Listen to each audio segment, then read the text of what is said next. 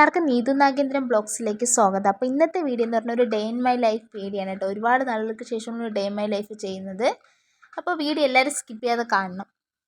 അപ്പോൾ ഞാനും അമ്മയും കൂടെ രാവിലെ ശിവക്ഷേത്രത്തിലൊക്കെ പോയി തൊഴുതിട്ടൊക്കെ ഞങ്ങൾ ഇനി വീട്ടിൽ പോകാൻ കേട്ടോ.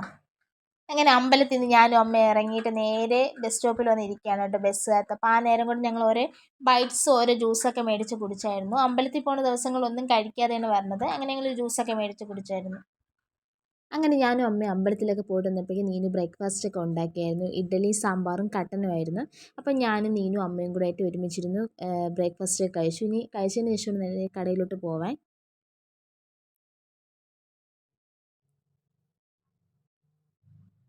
അങ്ങനെ കടയിലൊക്കെ പോയിട്ട് വന്നിട്ട് ഉച്ചത്തെ ഫുഡ് കഴിച്ചായിരുന്നു. ചോറ്, അവിയൽ, ചൂര കറി, തൈര്, പപ്പടം, മീൻ പൊരിച്ചത് എല്ലാം കൂടെ കൂട്ടി ഒരു പിടി പിടിച്ചു ഗൈസ്.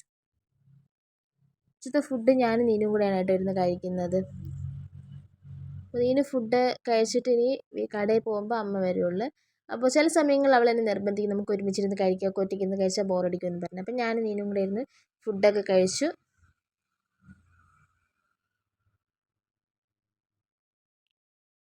ഉച്ചയ്ക്ക് ഫുഡ് കഴിക്കാൻ വീട്ടിൽ വന്നപ്പോൾ അമ്മ പറഞ്ഞു കുറച്ച് സാധനങ്ങൾ മേടിക്കാൻ പോകണമെന്ന്, വന്നിട്ടൊക്കെ ഫുഡ് കഴിക്കാമെന്ന് പറഞ്ഞു. അപ്പോൾ എന്നെയും കൂടെ കൊണ്ടുപോയി നമ്മുടെ കൂട്ടത്തിൽ.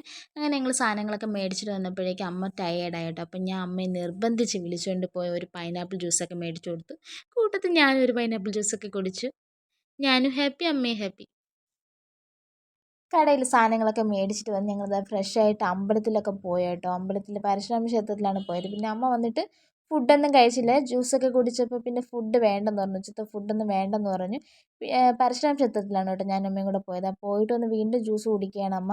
മാംഗോ ജ്യൂസ് കുടിച്ചുകൊണ്ടിരിക്കുകയാണ്. വീട്ടിൻ്റെ മുറ്റത്ത് ഒരു ചെറിയ പച്ചക്കറിത്തോട്ടമൊക്കെ അമ്മ സെറ്റ് ചെയ്തിട്ടുണ്ട് കേട്ടോ. അപ്പോൾ ഇന്ന് പാവയ്ക്കയുടെ വിളവെടുപ്പ് സമയമായിരിക്കുകയാണ്. അമ്മ വെള്ളവും വളവും ആവശ്യത്തിനെല്ലാം കൊടുത്ത് പരിപാലിച്ച് കൊണ്ടുപോകുന്ന കുട്ടികളാണ് കേട്ടോ ഈ നിൽക്കുന്നത്. ഒരു ചെറിയ നഴ്സറി തന്നെ അമ്മ സെറ്റ് ചെയ്തിട്ടുണ്ട്.